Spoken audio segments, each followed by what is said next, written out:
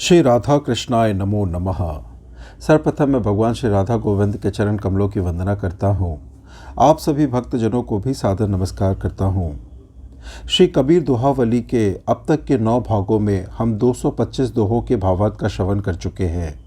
इसे आगे बढ़ाते हुए आज हम अगले 25 सुंदर दोहों के भावार्थ का श्रवण करेंगे, जो इस प्रकार से है। तन थिर मन थिर वचन थिर, सुरती नृति थिर होए, कहे कबीर उस पलक को कल्प न पावे कोय। जब तन मन एवं वचन स्थिर हो अर्थात शांत हो जाए, किसी प्रकार की पिपासा ना रहे।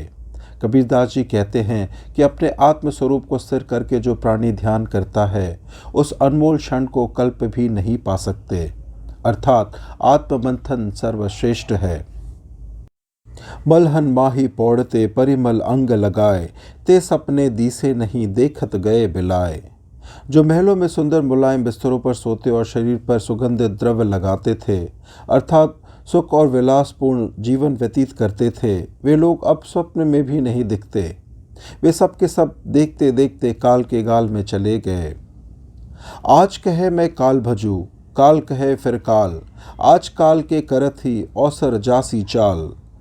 आज कहता है कि मैं कल से भजन करूंगा, और जब कल आता है तो अगले कल पर टाल देता है। इस तरह कल कल करते हुए समय बीत जाता है और मृत्यु के निकट पहुंच जाता है, किंतु कल नहीं आता। हे मानव, इस तरह भजन करने का सुनहरा अवसर चला जाता है। अतः आज का कार्य कल पर मत टालो, क्योंकि कल कभी नहीं आता।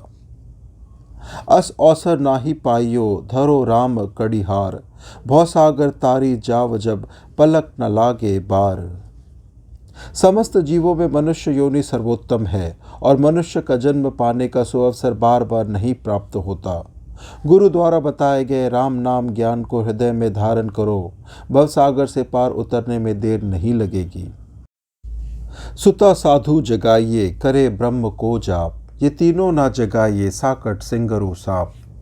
यदि साधु महाराज सो रहे हैं और उन्हें जगाने की आवश्यकता पड़ी तो निसंकोच निर्भय होकर जगा दो, क्योंकि साधुजन जगकर भगवान के नाम का जप ध्यान एवं भजन पूजन करते हैं और सदुपदेश देते हैं। तथा इन्हें कभी भी ना जगाओ, जैसे कि अज्ञानी व्यक्ति जो जाकर अज्ञानपूर्ण ही बात करेगा, जिससे हानि है, तथा सिंह और सांप तुम पर हमला ही कर सकते हैं। अतः ऐसे लोगों से सदा दूर रहने में ही भलाई है। साकट सूकर कुकरा तीनों की गति एक, कोटि जतन पर मेधिये तऊ न छाड़े टेक। निर्गुण व्यक्ति सूअर और कुत्ते की गति एक जैसी होती है। इन्हें कितना भी प्रयास करके, कितना भी ज्ञान को उपदेश दीजिए, फिर भी ये अपनी गंदी आदत नहीं छोड़ते। अर्थात सही मार्ग पर इन तीनों को ले जाना असंभव है। सुख देवे दुख को हरे, दूर करे अपराध, कहे कबीर व कब मिले परम स्नेही साध। जो दूसरों का दुख दूर करके सुख प्रदान करते हैं, दूसरों के दुर्गुणों को दूर करते हैं, ऐसे लोगों के लिए संत कबीरदास जी कहते हैं कि ऐसे प्रेमी साधुजन कब मिलेंगे, अर्थात ऐसे लोग कम ही मिलते हैं। सदा कृपालो दुख परिहरण, बैर भाव नहीं दोए, क्षमा ज्ञान सतभाग्य ही, हिंसा रहित जु होए। दूसरों का दुख दूर करने वाले और बैर भाव मोह आदि से दूर रहने वाले संत जन कृपालु स्वभाव के होते हैं। ये क्षमाशील, ज्ञान स्वरूप, सत्यवादी और परोपकारी होते हैं तथा सदैव अहिंसा का पालन करते हैं। खेत न छोड़े सूरमा, जूझे को दल माह, आशा जीवन मरण की मन में राखे नाह। जो शूरवीर है वह सेनाओं के बीच भी लड़ता रहेगा, युद्ध भूमि छोड़कर वह कदापि नहीं भागेगा। उसे अपने जीवित रहने अथवा मर जाने की चिंता नहीं होती, अर्थात वह हर हालत में विजयी होना चाहता है। दिल का मरहम कोई ना मिला, जो मिला सो गर्जी, कहे कबीर बादल फटा, क्यों कर सीवे दर्जी। इस माया नगरी में मन को शांति प्रदान करने वाला कोई नहीं मिला। जो मिला वह अपने स्वार्थ को सिद्ध करने वाला मिला। स्वार्थी जनों को देखकर मेरा मन रूपी आकाश फट गया, जिसे दर्जी भी नहीं सी सकता।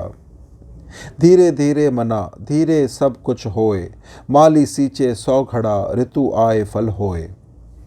अपने मन को जो चंचलता के कारण तेजी से अपने लक्ष्य को पा लेना चाहता है, किंतु धीरे धीरे सब कुछ होता है।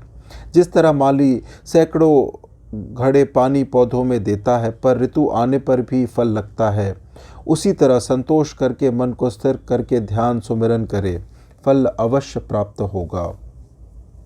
जब ही नाम हृदय धरा भया पाप का नाश, मानो चिंगी आग की परी पुरानी घास।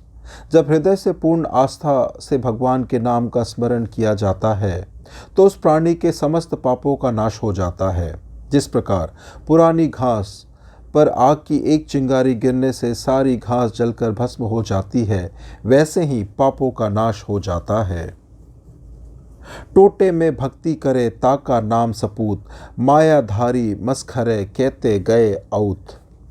जो व्यक्ति केवल लाभ के लिए ही नहीं बल्कि हानि होने पर भी भक्ति करे, उसका मन पथ से विचलित ना हो, वही सच्चा सपूत है, वही सच्चा भक्त है। और जो माया रूपी धन संपत्ति के अभिमानी है, वे न जाने कितनी संख्या में नष्ट हो गए।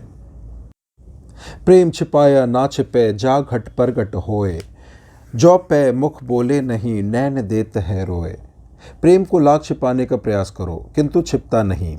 प्रेम जिसके हृदय में उमड़ कर प्रकट होता है, यदि वह अपने मुख से प्रेम की बात कह ना पाए तो उस समय आंसुओं के रूप में प्रेम की पवित्र भावना उमड़ कर बाहर निकलने लगती है। प्रेम की भावना अंततः आंखों के मार्ग से प्रकट हो जाती है। जब लग नाता जगत का तब तक भक्ति ना होए, नाता तोड़े हरि भजे भक्त कहावे सोए। जब तक प्राणी सांसारिक प्रवृत्तियों से भौतिक माया मोह से नाता नहीं तोड़ लेता, तब तक उसका मन भक्ति में नहीं लगता। अर्थात सांसारिक सुख, सांसारिक माया मोह मनुष्य को सही मार्ग पर जाने से रोकती है। नाता तोड़कर ही हरि भक्ति की जा सकती है। जिसने सांसारिक वृत्तियों को त्याग दिया, वही सच्चा हरि भक्त है। बाजीगर का बांदरा ऐसा मन जीव के साथ, नाना नाच दिखाए कर राखे अपने हाथ। मदारी के बंदर की भांति शरीर के अंदर रहने वाला जीव है। जिस प्रकार मदारी अपने बंदर से अनेक प्रकार के खेल दिखाता है और अंत में बंदरों को अपने साथ ले जाता है, ठीक वही गति इस जीव की है।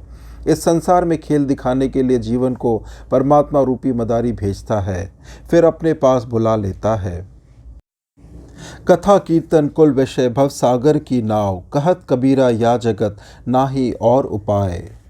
संत कबीरदास जी कहते हैं कि संसार रूपी भव से पार उतरने के लिए कथा कीर्तन और ध्यान भजन रूपी नौका की आवश्यकता है। इसके सिवा पार उतरने का कोई अन्य साधन नहीं है।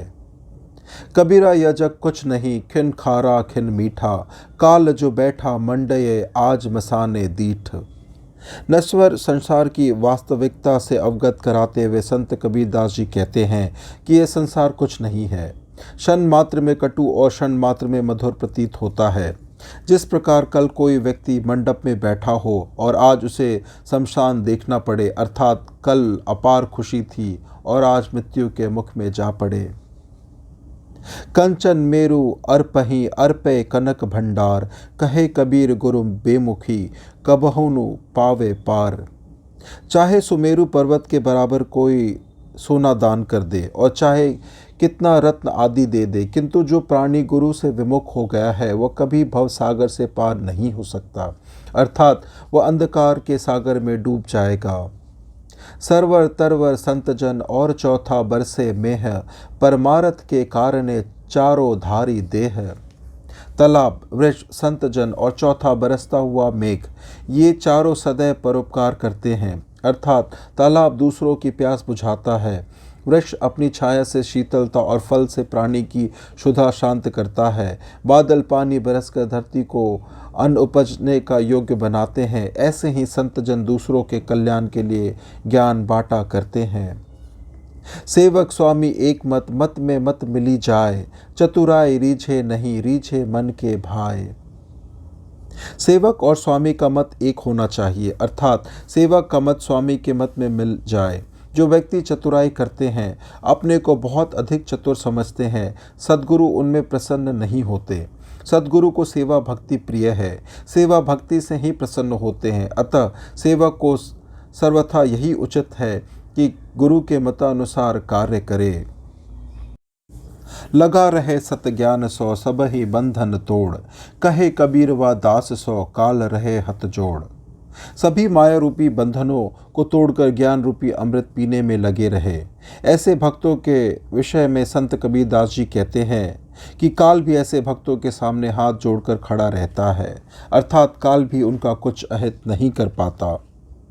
आग ही आँची सहना सुगम, सुगम खड़क की धार, नेह निभाना एक रस महाकठिन व्यवहार। आग की आँच को सहना आसान है और तलवार की धार को भी सहना आसान है, किंतु प्रेम विवाह का निभाना करना अत्यंत कठिन है, अर्थात प्रेम ऐसा होना चाहिए जिसमें कभी कोई अंतर ना पड़े। गुण वैत्ता और द्रव्य को प्रीति करे कब होए, कबीर प्रीति सो जानिए इतने न्यारी होए। संत कबीर जी कहते हैं कि ज्ञानी और धनवान से सभी प्रेम करते हैं, अर्थात उनसे नहीं बल्कि उनके धन से करते हैं। प्रेम तो वह है जो निस्वार्थ भावना से करे, वही वास्तविक प्रेम है। कबीरा जपना काट की क्या दिखलावे मोए, हृदय नाम न जपेगा वह जपनी क्या होए। संत शिरोमणि कबीरदास जी कहते हैं कि लकड़ी का माला जपने से क्या लाभ होगा। अगर तुम कुछ पाना चाहते हो तो हृदय की माला जपो, अर्थात मन रूपी मंदिर में प्रेम की माला से प्रभु का ध्यान करो। दिखावे से कुछ नहीं प्राप्त होगा। इस प्रकार से श्री कबीर दोहावली से आज के 25 दोहों के भावार्थ की संपन्नता होती है। श्रवण करने के लिए और अपना बहुमूल्य समय देने के लिए आपको धन्यवाद। श्री राधा कृष्णाय नमो नमः।